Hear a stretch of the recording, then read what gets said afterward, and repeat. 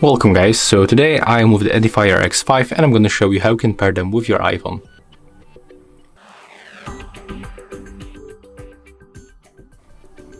Okay, so first of all you have to remember to charge them at least to the 50%. On the back you can find input for the cable.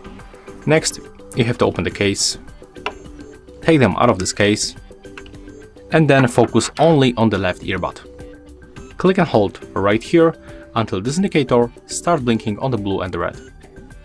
Just like that. Right now we can release the button, put them close to your phone and do not put them here. Go for the settings, go for the Bluetooth, then enable Bluetooth by tapping on the switcher, connect with the Edifier X5 left, and after that they will be synchronized. So take a look when I'm gonna open the YouTube and play any video, like this one for example. I can hear the sound in the two earbuds.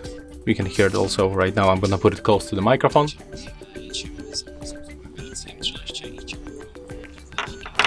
So as you can see, it looks like you only connect the left one, but they just synchronize together. So yeah, that's how we can make it. If you find it helpful, remember to leave a like, comment and subscribe.